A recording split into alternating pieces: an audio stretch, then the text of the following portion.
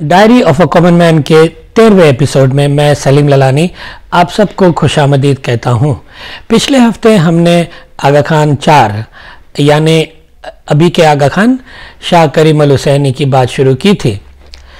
आज मैं आपको उनके जमात खाने में लेकर चलता हूँ। लोग ये कभी कभी सोचते हैं कि ये जमात खाने का दरवाज़ा बंद क्यों होता है, किसी मंदिर का नहीं होता, किसी चर्च का नहीं होता, किसी मस्जिद का नहीं होता। तो ये जमात खाना अगर खुदा की इबादत गाह है तो फिर ये दरवाज़ा बंद क्यों कैसे हो सकता है, नहीं हो सकता। तो एक तो ये सवाल है। फिर दूसरा सवाल ये है कि भाई अगर ये दरवाज़ा बंद है तो अंदर क्या हो रहा है। तो मैं आपको आज उसका जवाब देता हूँ।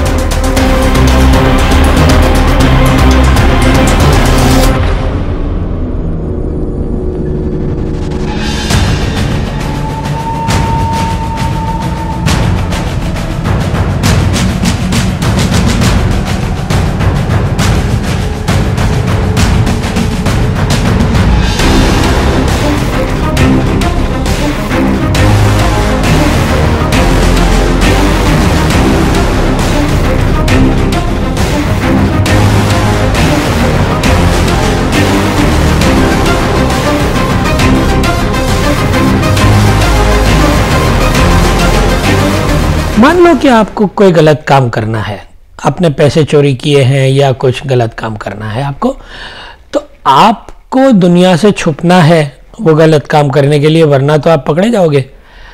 तो आप क्या करोगे, दरवाज़ा बंद करोगे ना घर का, उसके बाद में करोगे ना जो भी करना है। जमात खाने का यही है। आगा खान साहब ने एक ऐसे सिस्टम बनाई है कि जहां दुनिया भर के जमात खानों में गलत काम होता है। गलत काम क्या होता है उसकी हम तफसील से बातें करेंगे, लेकिन पहले हम जमात खाने के अंदर चलते हैं और वहां देखते हैं कि क्या कैसे दिखता है, क्या सिचुएशन होती है ना।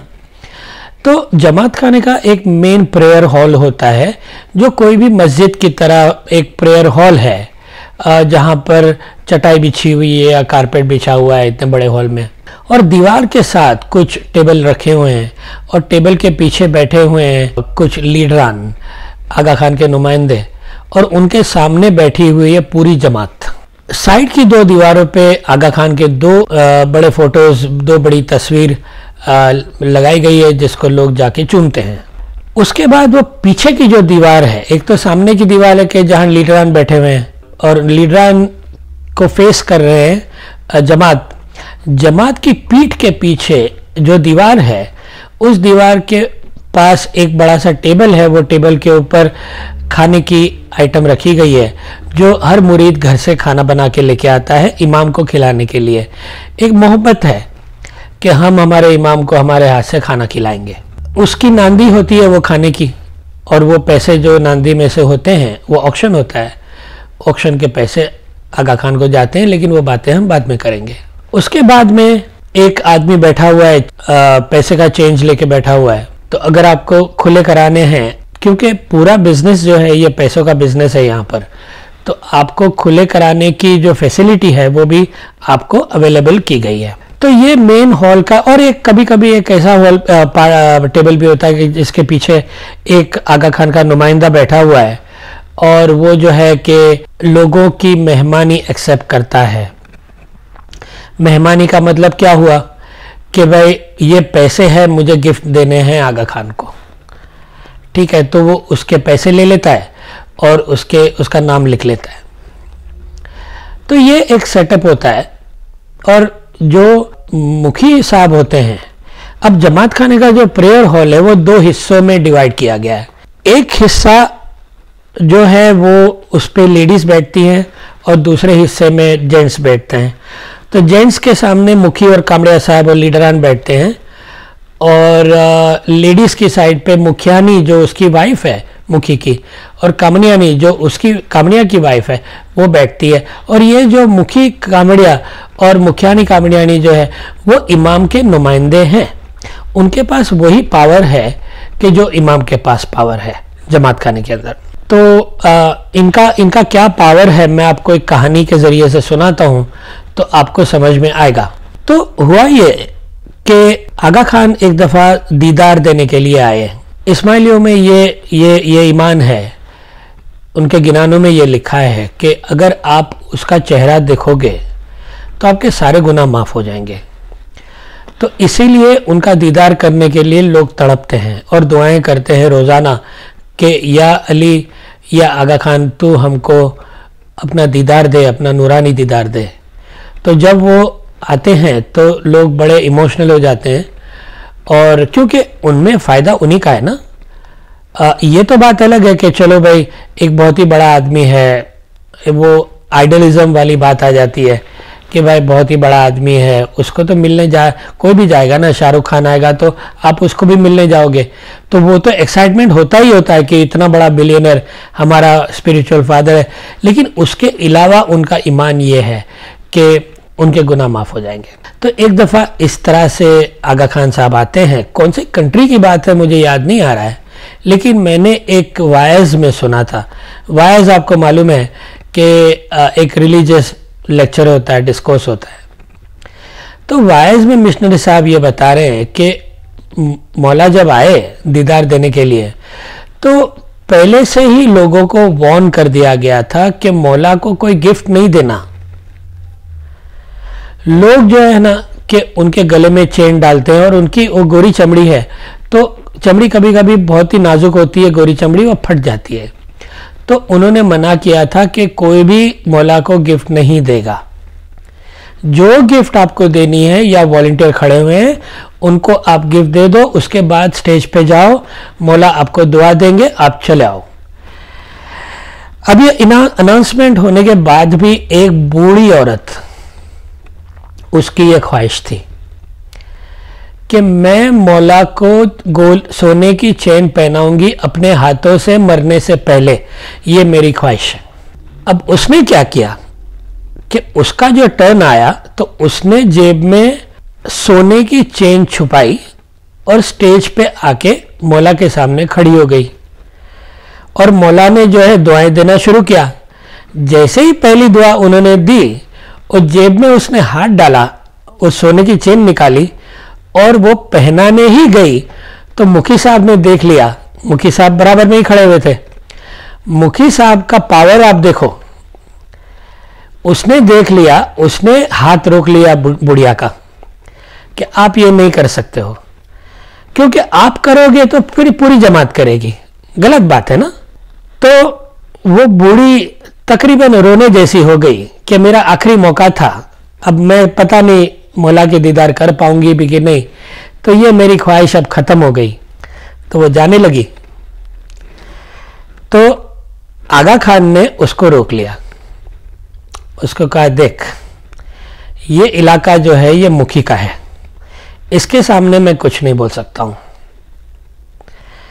लेकिन तेरे को चेन पहनानी है तो मेरे बंगले पे आ जा, वहां पहना देना, वहां इसका नहीं चलेगा।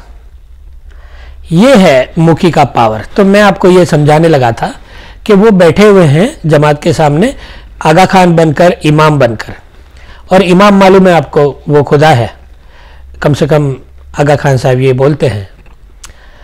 तो उसके बाद तो ये हो गया सेटअप जमात खाने के अंदर, और मुखी साहब और मुखियानी माँ के बीच में एक पोडियम खड़ा हुआ है, वहाँ पर एक माइक है, वो माइक के ऊपर अनाउंसमेंट होते हैं, लोग आके गिनान बोलते हैं, तस्बीहां निकालते हैं, जो करते हैं।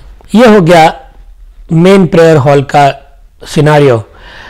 बाहर जो है एक काउंसिल रूम भी है जहाँ पंडित लोग बैठते हैं, और जो है कि मीटिंग्स होती है अलग अलग किस्म की। एक मदरसा की तरह नाइट स्कूल भी है कि जहाँ पर बच्चों को रिलीजियस एजुकेशन सिखाया जाता है, और जो है एक सोशल फंक्शन सेंटर भी कभी कभी होता है कि जहाँ पर लोग डांडिया रास वगैरह खेलते हैं। अब जो है कि ये जमात खाना हो गया। अब जमात खाने के अंदर होता क्या है ये मैं आपको समझाता हूँ। तो सबसे पहले जब एक मुरीद आता है जमात खाने में तो वो अपना हाथ ज़मीन पर रख के फिर सीने पे रखता है और ये बोलता है कि जमात के है जिंदा। तो जो बैठा हुआ है वहां पर आ चुका है वो बोलता है कायम पाया। तो जमात के है जिंदा का मतलब ये हुआ कि मैं ये ऐलान करता हूं कि हाज़र इमाम आगा खान ये जमात खाने में मौजूद है रूहानी तौर पे, और जो बैठा हुआ है वो बोलता कायम पाया कि हमने उसको हमेशा के लिए पा लिया है। उसके बाद में वो मुरीद जो है सीधा मुखी साहब के पास जाता है, थोड़े पैसे उनको देता है और हाथ जोड़ के ऐसे उनकी आंखों में आंखें डाल के बोलता है कि तोबो तोबो तकसीरदार, बंदो सिर तपा गुनेगार, या शाह तो गुनाह बख्शे बख्शनहार। तो इसका मतलब ये हुआ कि मैं तौबा करता हूं, मैं सर से लेकर पैर तक गुनेगार हूं, मैं चाहता हूं कि आगा खान मेरे गुनाहों को माफ करे। तो मुखी साहब का दिल बहुत बड़ा है, वो पैसे ले लेते हैं और वो दुआ ये करते हैं कि अली उल्लाह मौला नेक मुराद पूरी करे खाना वदान। अली उल्लाह, अली अल्लाह है यानी आगा खान अल्लाह है, मौला नेक मुराद पूरी करे। जो तुम्हारी ये नेक मुराद है कि आगा खान तुम्हारे गुनाह को माफ करे, खुदा करे आगा खान करे ऐसा ही हो जाए। खाना वदान का मतलब कि तुम आबाद हो जाओ, ये एक फारसी वर्ड है, आबाद हो जाओ, जाओ अपनी जगह जाके बैठ जाओ। अब आना 24 घंटे के बाद नहा धो के, तो वो 24 घंटे के बाद वापस आता है, फिर से हाथ जोड़ता है और बोलता है मैं सर से पैर तक गुनहगार हूं। अबे भाई, अभी 24 घंटे पहले आगा खान ने तेरे गुनाह माफ किए थे, अब तो इतने गुनाह करके आ गया है कि वापस सर से लेके पैर तक गुनहगार हो गया। अब वो इसी तरह से करता जाएगा, कभी कभी दिन में 2 दफा करेगा, लेकिन उसके गुनाह माफ कभी नहीं होंगे, मरेगा तो भी नहीं होंगे, मरते मरते भी वो पैसे देके जाएगा और बोलेगा मैं गुनहगार हूं। उसके गुनाह कभी माफ नहीं होंगे। कभी उसको ये तसल्ली नहीं होगी कि मैं अब साफ पाक हो चुका हूं, मैंने अच्छे काम भी किए हैं, कभी नहीं होगा। क्योंकि अगर वो हो गया तो फिर पैसे कौन देगा। तो ये हो गया, इस सेरेमनी को बोलते हैं दुआ करावी। ये एक्चुअली एक क्रिश्चियन रिवायत है कि इसको कन्फेशन ऑफ सिन बोलते हैं, कि क्रिश्चियन चर्च में अगर आपने कोई गुनाह किया है तो आप जा सकते हो और पादरी के पास अपने गुनाहों को कबूल कर सकते हो ताकि आपके दिल का बोझ हल्का हो जाए। तो ये सिस्टम वहाँ से चली है। अब जो है कि अगर इससे आपको मतलब आप ये पैसे पूरी ज़िंदगी दे रहे हो और हाथ जोड़ के रोज़ाना भिखारी की तरह खड़े रह जाते हो मांगने के लिए, ठीक है, और फिर भी आपके गुनाह माफ़ नहीं हो रहे हैं, तो कोई बात नहीं है, हमारे पास दूसरे तरीके हैं आपके गुनाह माफ़ करवाने के। तो उसमें क्या होता है कि इस दफ़ा आप आओगे और आप पहले खड़े थे ना ऐसे करके हाथ जोड़ के, अब आप घुटनों पे बैठ जाओगे और ऐसे ही वापस हाथ करोगे और फिर बोलोगे कि मैं गुनहगार हूं। अभी बोला था वहां पर कि तोबो तोबो तकसीरदार, अब वापस बोलो कि मैं गुनहगार हूं, मेरा मौला मुझे माफ करे। तो मुखी साहब का दिल इतना अच्छा है, आप यकीन नहीं मानोगे, बहुत अच्छा दिल है उनका। वो पैसे ले लेंगे और वो आपके मुंह पे इस दफा सिर्फ बोल बचन नहीं करेंगे। आप गलत मत समझो मुखी साहब को, इस दफा बिल्कुल भी बोल बचन नहीं होगी। वो आपके मुंह पर बाकायदा से पानी, पाक पानी फेंकेंगे, उसको आबे शफा बोलते हैं। आब मतलब पानी, शफा मतलब पाक। पाक वो पानी आगा खान के हाथ लगाने से हो गया है। अब आप सोचो 2 मिनट के लिए कि आपके मुंह पे पाक पानी अगर पड़ जाए तो क्या आपके गुनाह बाकी रहेंगे? और वो भी आगा खान के का हाथ लगा हुआ पानी अगर आपके मुंह पे पड़ जाए तो क्या आपके गुनाह बाकी रहेंगे? नहीं रह सकते ना कभी भी। चलो आप ऐसा करना, ये इसको छांटा बोलते हैं, ये सेरेमनी को छांटा ले लो, आपके गुनाह हो गए माफ।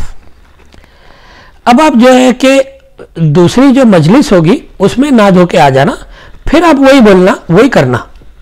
तो फिर मुखी साहब आपको छांटा देंगे, फिर आप गुनाह करके आना, फिर आप पैसे देना, फिर गुनाह करके आना, फिर पैसे देना। लेकिन वो तो दुआ करावी तोबो तोबो तकसीरदार तो सिर्फ एक ही आइटम है ना। छांटे में हमारे पास 3 आइटम है। 3 आइटम में क्या है कि 3 किस्म के हमारे पास छांटे हैं और तीनों दफा आपको अलग अलग पैसे देने हैं। तो मान लो कि ये तो आपने गुनाह माफ नहीं हो रहे थे ना, वो जो पैसे दिए थे मुखी साहब को याद है, वो गायब हो गए। वो तो गायब हो गए, आपके गुनाह तो माफ नहीं हुए, फिर आप आ गए गुनहगार बन के। वो तो काम नहीं किया, लेकिन ये छांटे गलवाए, तो छांटे में वो छांटा जो है आपने लिया, उसको भी गुनाह बख्शामनी का छांटा बोलते हैं कि ये छांटा लेने से गुनाह माफ हो गए। लेकिन उसके अलावा हमारे पास दो दूसरे छांटे हैं। तो इस्माइली लोग अपने आप को ये एसोटेरिक समझते हैं, स्पिरिचुअल समझते हैं कि भाई आगा खान, उनका मकसद ये है कि बंदगी करनी है और उसमें बंदगी में नूर देखना है। नूर का मतलब क्या होता है कि आगा खान का नूर, उनका बदन नहीं जो हम फोटो में देखते हैं, उनका नूर। अब आप मुझे बताओ नूर किस में होता है?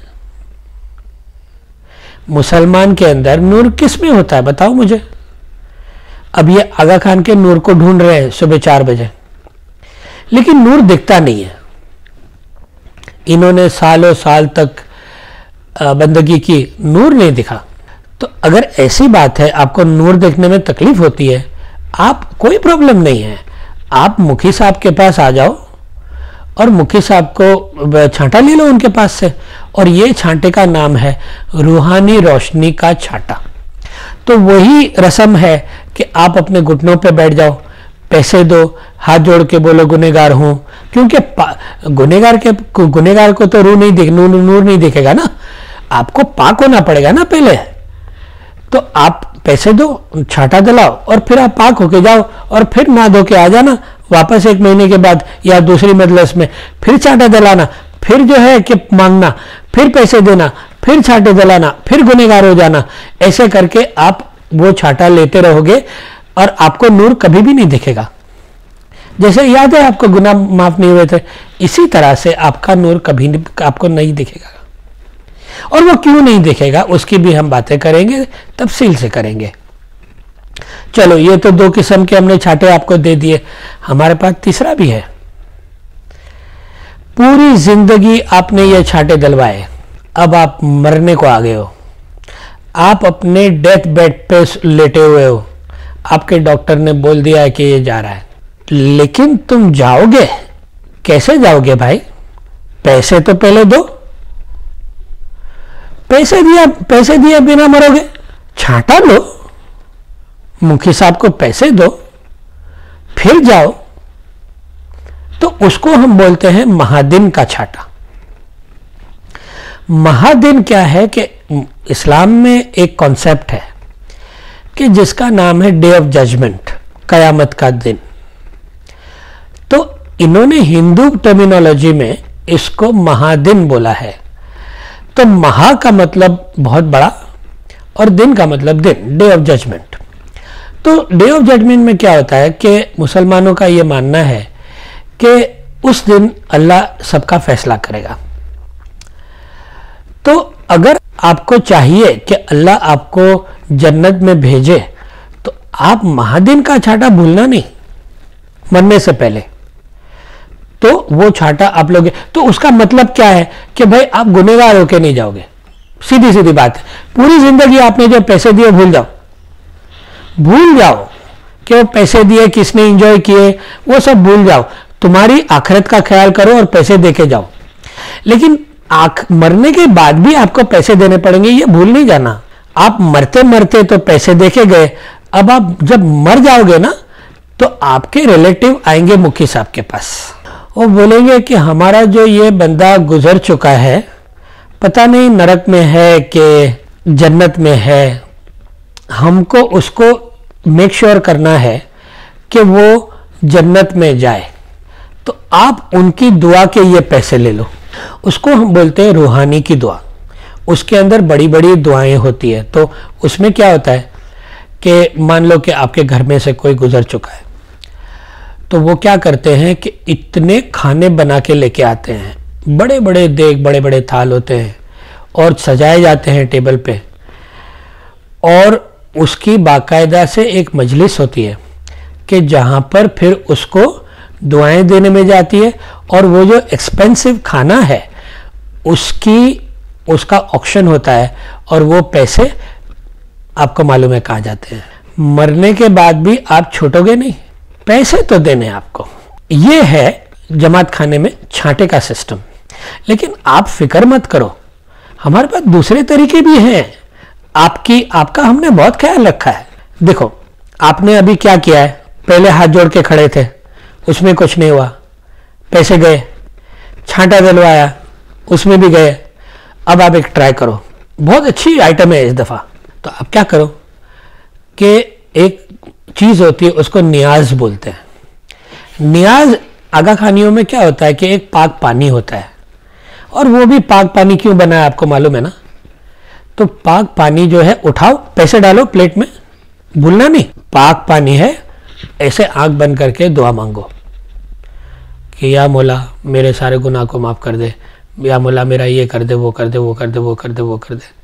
सब कुछ किया, ऐसे एकदम मतलब ईमान के साथ वो पानी पी जाओ, फिर तो आपके गुनाह डेफिनेटली माफ़ हो जाएंगे, पक्का। फिर आपको ना तोबो कराने की ज़रूरत है, ना आपको छाटे दिलाने की ज़रूरत है, ना आपको मेहमानी देने की ज़रूरत है, ना आपको तस्बीह निकालने की ज़रूरत है, ना आपको कुछ करने की ज़रूरत है। आप पी जाओ। वो पी गया, फिर आया अगले हफ्ते, और फिर अगले हफ्ते, और फिर अगले हफ्ते, जब तक मरेगा नहीं तब तक आएगा वो। और पैसे लाना कभी नहीं भूलेगा वो। तो ये हो गए आपके गुनाह जो है उसको माफ करने के हमारे पास अलग अलग प्रोडक्ट्स हैं। लेकिन ये प्रोडक्ट कभी भी सेल पे नहीं आते हैं, आपको पैसे तो देने ही हैं, ठीक है। अच्छा, और वो भी कैश में देने। अब जो है कि आपको मेहमानी भी देनी है, कि भाई पैसे की गिफ्ट देनी है, आम की गिफ्ट देनी है। मौला को आम बहुत पसंद है ना, खासकर आगा खान तीन को बहुत पसंद है। तो लोग आम की मेहमानी लेके आते थे, खाना पीना बना के लेके आते हैं, हीरे जवाहरात भी होते हैं, कभी कभी सोना चांदी होता है। और फिर एक और भी चीज़ होती है जिसको हम अव्वल सुफरा बोलते हैं। अव्वल सुफरा क्या होता है? देखिए, आप कितनी अच्छी सिस्टम है। अगर किसी को कुछ सीखना है पैसे कैसे बनाते हैं, तो ये देखो आप, कि जैसे हमने गुनाह माफ़ करवाने के 2-3-4 तरीके आपको बताए, कि पहले दुआ कराओ, फिर छाटे दिलाओ, फिर आबे शफा करो, फिर मेहमानी करो। अब एक देखो आप, तो अब क्या है कि आपको मौला को गिफ्ट देनी है, ठीक है ना। तो आप खाना बना के लेके आए, तो खाना बना के लेके आए तो उसमें क्या होता है कि जमात खाने में मैंने जैसे बोला पहले कि एक बड़ा सा टेबल है, उसके ऊपर हज़ारों किस्म की खाने की आइटम है। हर बंदा घर से लेके आया, उसकी ऑक्शन होगी, लेकिन वो ऑक्शन का भी ऑक्शन होगा उससे पहले, भूल नहीं जाना। तो होगा ये कि अभी जमात बैठी हुई है, जमात खाना चल रहा है, पीछे पार्ट के ऊपर वो सारी खाने की आइटम पड़ी हुई है, अभी ऑक्शन उसका नहीं हुआ है। एक बंदा खड़ा होगा, माइक पे आएगा और ऑक्शन करेगा। उसका नाम है अव्वल सुफरो। सुफरो का मतलब कि वो जो पीछे इतनी सारी प्लेटें पड़ी हुई है 1000-2000, उसको सुफरो बोलते हैं। और अव्वल का मतलब फर्स्ट, पहला। तो आइडिया ये है कि पहला सुफरा कौन करेगा। अब जो भी ये पहला सुफरा करेगा, वो जितनी भी 1000-2000 आइटमें हैं टेबल के ऊपर, वो पहले सुफरे वाले को इतना सवाब मिलेगा कि जाने उसने 2000 आइटम अपने घर से वो बना के लेके आया, उतना सवाब उसको मिलेगा। उसको बोलते हैं अव्वल सुफरो। वो एक भी खाने की प्लेट अपने घर नहीं लेके जाएगा, लेकिन ये अव्वल सुफरो बहुत महंगा होता है। एक भी प्लेट नहीं लेके गया, आपको मैं अंदाजा दूं, ये हजारों डॉलर में होता है और ये लाखों रुपए में होता है। मैं कराची में, मुझे याद है 1994 की बात है, 13 दिसंबर का दिन था और मैं गार्डन जमात खाने में बैठा था। 25,000 आदमी उस बिल्डिंग के अंदर, और एक आदमी ने अव्वल सुफरा खटाया। आप बोलो कितने का खटाया होगा? 1994 की बात है। उस जमाने में 30 लाख रुपए में 2 बेडरूम का फ्लैट मिलता था उसी एरिया में। 32 लाख रुपए में यह सुफरा गया है उस दिन। अभी जब आगा खान दीदार देने के लिए पोर्चुगल में आए थे उनकी जुबली पे, तो ऐसा किसी ने बताया कि वहां पर सुफरा किया गया $1 मिलियन का। लेकिन आप सोचोगे कि ये इतने पैसे क्यों देते हैं। इसकी वजह है, उसकी एक तो वजह थोड़ी स्पिरिचुअलिटी पे है कि आदमी जो है ना कि बड़ा खुदगर्ज है, उसको गुनाह करने हैं, लेकिन भगवान को, अल्लाह को खरीदना है, तो डोनेशन करेगा तो भगवान उसके झांसे में आ जाएगा और उसके गुनाह माफ कर देगा। एक तो वो सोच है, वो एक गंदी सोच है कि मैं भगवान को खरीद लूंगा। अगर मैंने, हालांकि मैं अभी जमात खाने में से निकलूंगा, मंदिर में से निकलूंगा, मस्जिद में से निकलूंगा, चर्च में से निकलूंगा, वही मेरी कुत्ते वाली धुम होने वाली है, उसको मालूम है। लेकिन वहां जाके वो भगवान को, अल्लाह को खरीदने की कोशिश करेगा। तो हमारे आगा खानी भाई जो है वो भी करेगा, लेकिन दूसरों की तरह, दूसरे तो इतने पैसे नहीं देते ना मुसलमान मस्जिदों में, चर्च में, हैं? ये क्यों साला दे रहा है? क्योंकि यहां पर आपको ये मौका दिया गया है कि आप ये पूरी दुनिया को दिखाओ आप कितने पैसे वाले हो। आप इमेजिन करो, उस हॉल में 3000 लोग बैठे हुए हैं, उसमें से ऑक्शन शुरू हुआ, एक ने बोला 10,000, दूसरे ने बोला 20,000। अब दोनों के बीच में कंपटीशन हो गई, और यह बहुत ही कॉमन बात है कि कंपटीशन दो इगोइस्टिक लोगों के बीच में होती है। बोला तू मेरे को हराएगा, तेरी क्या औकात है, बोलेगा नहीं ऐसा, लेकिन ऐसे अकड़ के वो हाथ ऊपर करेगा। सब नहीं, ज्यादातर लोग ऐसा होते, मैंने देखा है। मैं तो 55 साल रहा ना वो सिस्टम में, मैंने कभी भी अव्वल सुफरा नहीं कराया, लेकिन हालांकि मैं काफी स्ट्रांग इस्माइली था, लेकिन मैंने कभी अव्वल सुफरा नहीं कराया, शायद मेरे पास इतने पैसे ही नहीं थे। अच्छा, तो ये हाथ ऊपर करेगा, तू मेरे को क्या हराएगा। फिर ऐसे करके कंपटीशन में एक दूसरे को चढ़ते जाते हैं, चढ़ते जाते हैं, चढ़ते जाते हैं, और मजा आ जाती है आगा खान को कि बेवकूफ जो है दोनों लड़ रहे हैं और मेरी तिजोरी जो है वो फट रही है। तो इस तरह से बहुत ही बड़ा अमाउंट हो जाता है, और जब वो जीत जाता है तब मजा आता है। 3000 आदमी के सामने आप सीना तान कर खड़े होंगे और आप जाओगे मुखी साहब के पास, और मुखी साहब को पैसे दोगे आप, और उससे खाना बदान लोगे, उससे दुआएं लोगे, और फिर जब जाते वक्त सीना तान कर अपनी जगह पे जाके बैठोगे आप। ये रिवॉर्ड है। इंसान का ईगो इस तरह काम करता है। और चलो मैंने जमात खाने में दे दिए, मेरे गुने भी माफ हो जाएंगे, दोनों काम एक साथ में हो गया, क्योंकि हम तो बिजनेसमैन है ना, हम पैसे ऐसे नहीं दे देते हैं। तो ये हो गया अव्वल सुफरा। अब ये अव्वल सुफरा तो हो गया, उसको दुआएं मिल गई, वो 2000 प्लेट पड़ी हुई है, उसको दुआएं मिल गई, लेकिन एक भी प्लेट नहीं लेके गया घर, एक भी नहीं लेके गया। अब वो सारी प्लेट की ऑक्शन वापस होगी, तो पहले आपने उससे पैसे ले लिए, अब इससे पैसे लो। मजा आया? ये है। अब यहां पर हम थोड़ा रोकते हैं, अगले हफ्ते के लिए कुछ रखते हैं, वरना मैं चलता रहूंगा, टाइम निकल जाएगा। एक दो अनाउंसमेंट करने हैं जाने से पहले। आपको मालूम है कि पिछले हफ्ते आगा खान साहब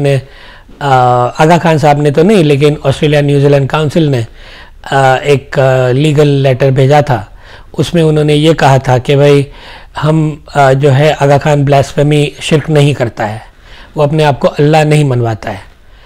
और उन्होंने ये भी लिखा था उस लेटर में कि भाई आप ये वीडियो बनाना बंद करो, क्योंकि कुछ मुसलमान मुल्कों में हमारे मुरीदों पे आंच आ सकती है।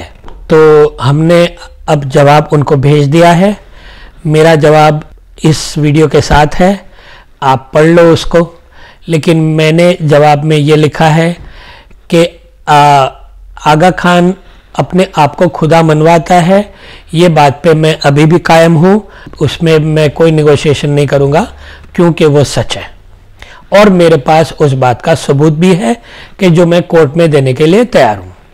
दूसरी बात मैंने उनको ये बताई है कि भाई अगर आपको अपने मुरीदों का डर लगता है कि उनको कोई मारेगा काटेगा, तो आपको तो ये डर 1000 साल से है।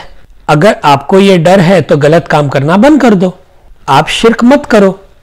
आगा खान को शिर्क करना है, आपको उसको प्रैक्टिस करना है मुरीदों को, है ना, फिर कटो। सलीम लालानी वही बोल रहा है जो आप कर रहे हो, और अगर सलीम लालानी नहीं बोलेगा कोई और बोल देगा। यूट्यूब पे कितने लोग हैं बोलने वाले। अब सलीम लालानी को लेटर लिखते हो कि भाई ये बंद करो, आप बंद करो, आगा खान आप बंद करो ये शिर्क, वरना जो भी आपके मुरीदों के साथ अभी तक हुआ है वो आइंदा भी होगा, सलीम हो के ना हो। तो हमने उनको ये लिखा है कि आप जो है कि थोड़ा एहतियात बरतो।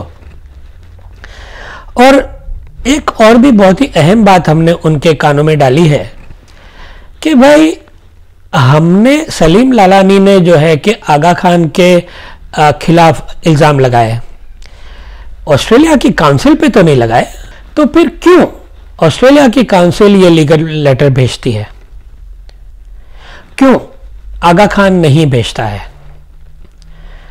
ये आपका जमात खाना नहीं है कि जहां अब आप हर बात काउंसिल के जरिए से करोगे। नहीं नहीं, ये आपका जमात खाना नहीं है, ये लीगल मैटर है, ये कानूनी कार्रवाई है। कानून के लिए कोई बड़ा नहीं है, कोई छोटा नहीं है। आप ये समझते हो कि मैं छोटा हूं, चलो छोटा तो हूं, ये तो मानता हूं। किसी बहुत ही अच्छे शायर का एक शेर आया है याद, मैं आपको सुनाता हूं। आगा खान का ये बोलना है ना कि भाई मैं तो बहुत बड़ा आदमी हूं, तुम क्या हो।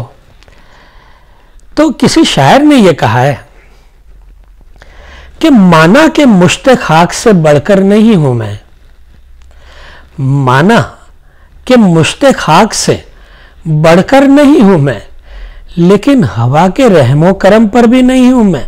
तो इलाज अब यही है कि आपको छोटे आदमी के साथ मिलना पड़ेगा। और फिर भी अगर आप अपने आप को बहुत बड़ा समझते हो तो आप अपने लॉयर को भेजो, आप अपने एडमिनिस्ट्रेटिव स्टाफ को भेजो। जो यूरोप में करीम सुमार साहब नहीं चलेंगे, क्योंकि वो एक घमंडी रवैया लेकर आए थे मुझसे बात करने के लिए कि भाई तुझे कुछ नहीं मालूम है, हमको सब मालूम है, हम सब सही कर रहे हैं, हम कोई गलत नहीं कर रहे, वो वाला एटीट्यूड लेके आए थे। वो एटीट्यूड नहीं चलेगा, आपको आना पड़ेगा। और इस दफा एक दफा तो आपने बेवकूफ़ी की है कि ये लेटर में लिखा है कि हम शिर्क नहीं करते हैं। कितना झूठ बोलोगे, कहां तक बोलोगे? अब इंटरनेट आ गया है, बहुत हो गया झूठ, अब सच बोलो।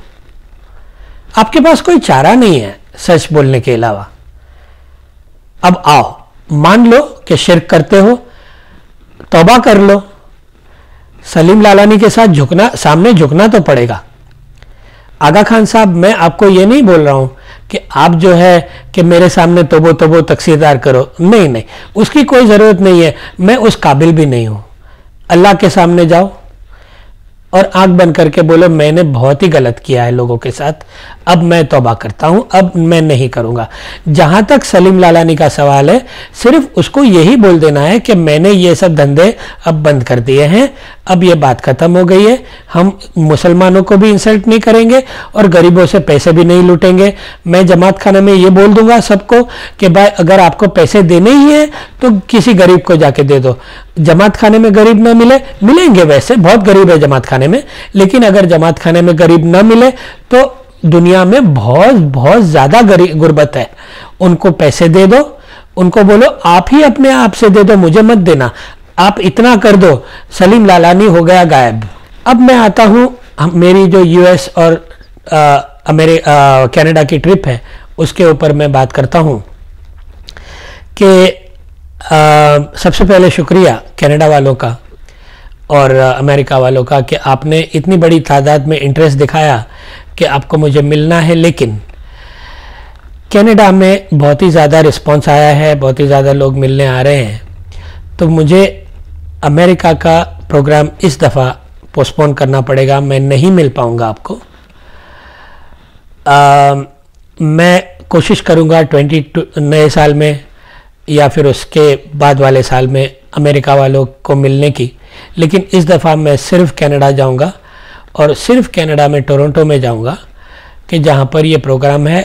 आपने जो मुझे भेजे हैं आप फिर से एक दफ़ा कंफर्म कर लो ताकि हम बुकिंग उनको नंबर दे दें ताकि वो इस तरह से खाना बनाएं। और अगर ये नंबर आपको मुझे 27 तारीख तक देना होगा, वरना आपका नाम नहीं लिखा जाएगा। तो ये हो गया यूएस और कनाडा का अपडेट। तो आज के लिए मेरे पास इतना ही है। आप अपना ख्याल रखना। अल्लाह हाफ़िज़।